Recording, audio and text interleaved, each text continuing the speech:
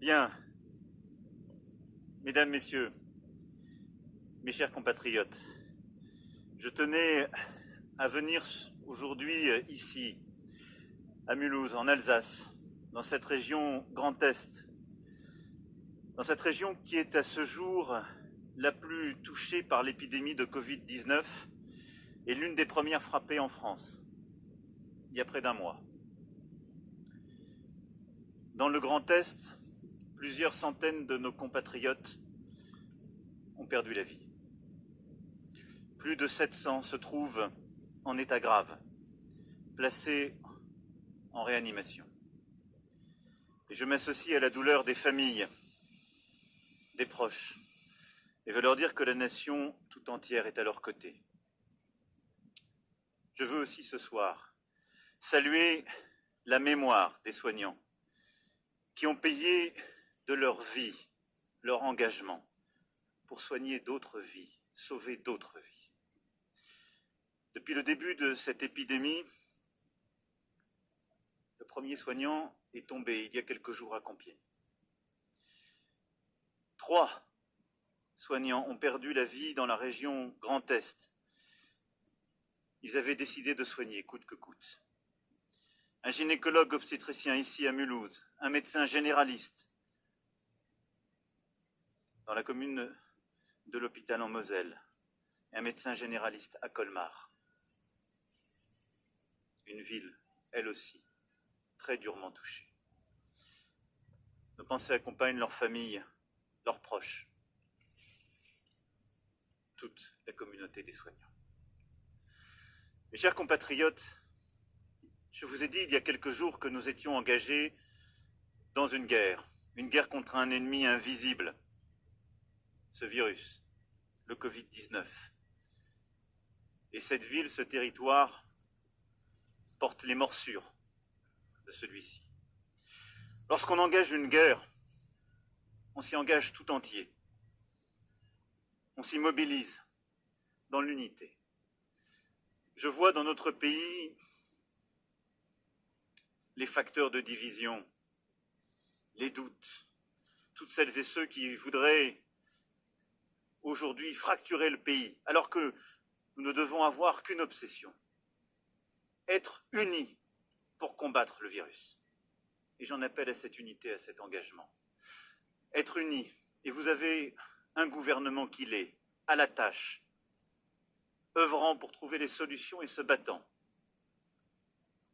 Le ministre de la Santé reviendra dans les prochains jours, comme il l'a déjà fait, et comme il le fait constamment, sur les sujets les plus sensibles, en toute transparence. Le sujet des masques, des respirateurs, des tests, des traitements, pour apporter toutes les explications, toutes les demandes d'informations légitimes, mais sans que nous ne cédions à aucune forme de division, sans que jamais nous ne cédions au flot de fausses informations. Nous n'avons qu'une priorité, battre le virus. La nation tout entière est mobilisée. Mobilisation d'abord des services de l'État, qui est totale, et ici dans le Grand Est depuis le début. Sur le plan sanitaire d'abord, tout est mis en œuvre pour que nos services de santé puissent faire face à la vague. L'Agence régionale de santé a lancé très tôt un appel au volontariat des personnels soignants. Plus de 1000 engagés ont répondu présents dans la région, dont 250 ici à Mulhouse. Une organisation s'est mise en œuvre, consistant à déprogrammer les opérations qui n'étaient pas urgentes pour libérer des lits, mobilisant le secteur privé, faisant jouer toute la solidarité entre l'hôpital, le secteur privé et la ville. Des respirateurs sont arrivés, d'autres hôpitaux, des armées. Un déploiement complet a été fait. Nous avons ici, dans cette région, mis en place une organisation, une méthode inédite qui sera répliquée partout où elle sera utile. Solidarité aussi nationale qui joue à plein. Plusieurs transferts ont été organisés vers des régions moins touchées. Une trentaine de patients ont ainsi été conduits dans d'autres hôpitaux de la région 3 opérations menées par les armées ont permis de transférer 18 patients vers d'autres régions et demain, un train médicalisé sera affrété pour transférer une vingtaine de patients à nouveau. La mobilisation de nos systèmes de santé est totale. Je veux saluer tous les personnels de l'hôpital, des hôpitaux de la région, mais aussi tous les médecins de ville que j'ai croisés tout à l'heure et avec qui j'ai pu discuter, et l'ensemble du secteur sanitaire, médico-social et social. Mobilisation aussi de tous les services de l'État. Je veux saluer les préfets qui, ici, aux côtés des responsables sanitaires, sont mobilisés pour assurer la continuité des services publics. Tous les services de l'État sont mobilisés. Nos policiers, nos gendarmes, nos douaniers, l'ensemble de nos fonctionnaires, nos enseignants à qui aussi je veux dire merci, car ils continuent de s'occuper de notre jeunesse, de manière physique, pour les enfants de nos personnels soignants, mais de tous les autres aussi, sans relâche. Je veux ici aussi remercier l'ensemble des collectivités locales, la région, le département, l'agglomération et la ville, et l'ensemble de leur personnel qui n'ont cessé d'être également au front. Enfin, je veux remercier nos voisins allemands, suisses, luxembourgeois, qui ont pris en charge une trentaine de patients lourds, comme nous l'avions fait il y a quelques semaines pour nos voisins italiens. C'est cela aussi, l'Europe, la vraie, cette solidarité.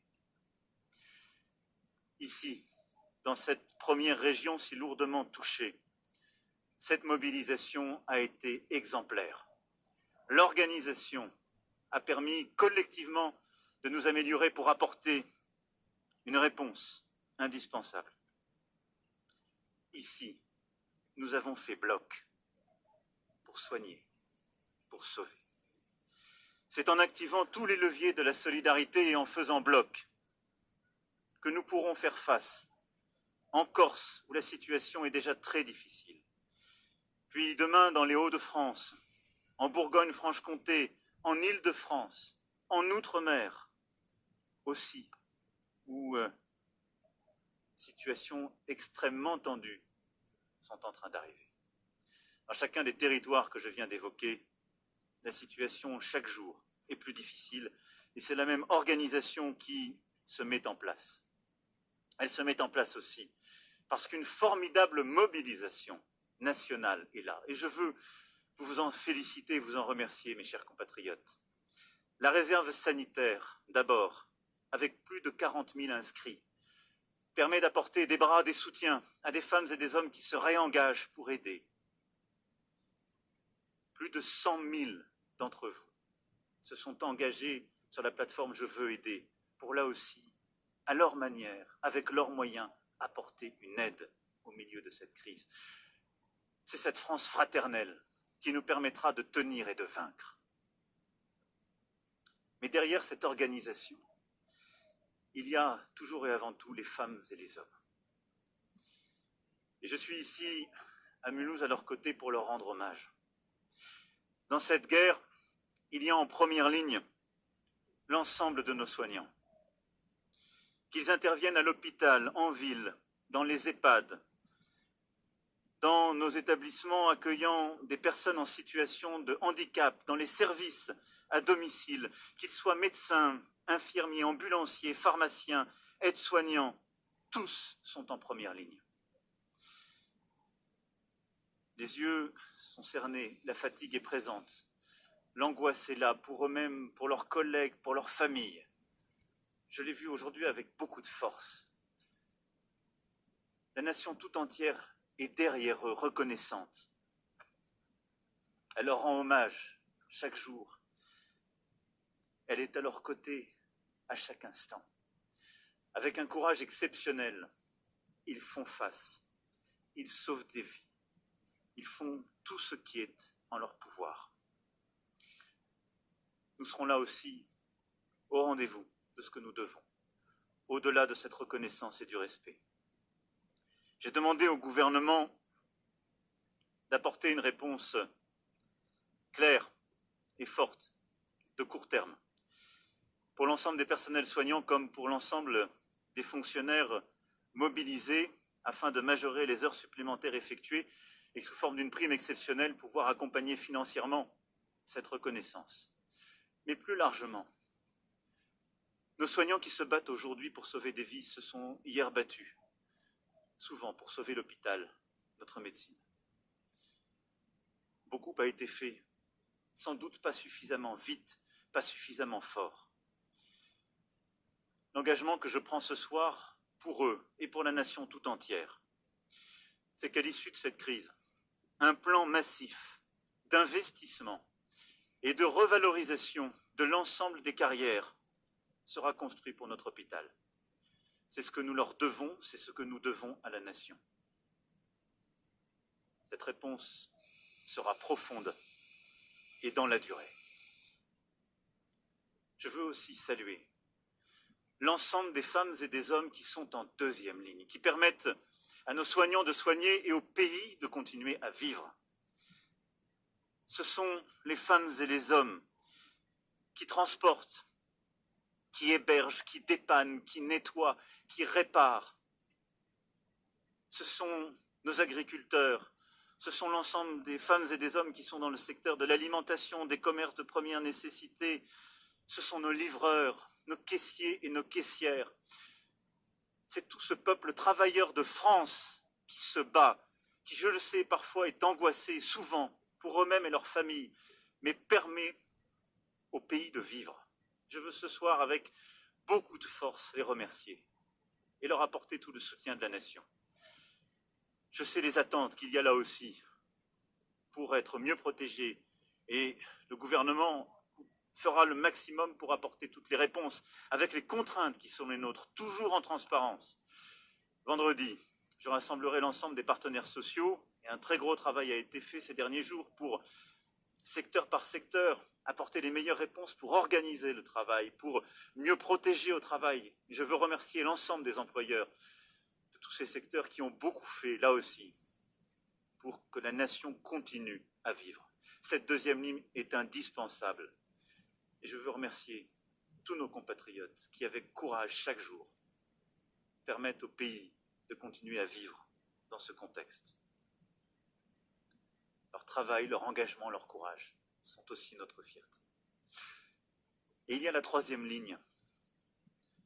Celles et ceux qui peuvent télétravailler ou rester à la maison, arrêter leur activité pendant un temps, qui sont contraints, parce que le secteur d'activité a fermé, et qui contribuent aussi à l'effort de la nation, en restant chez eux, en respectant les règles de confinement qui ont été édictées par le gouvernement, en réduisant les contacts, en luttant contre la propagation du virus.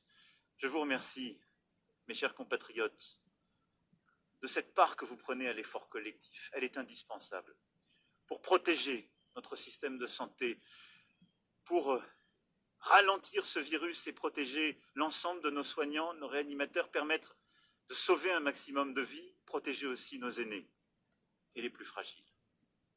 Chacun a un rôle. Et dans ce contexte, nos armées ont un rôle. Et je veux les en remercier et je terminerai par là.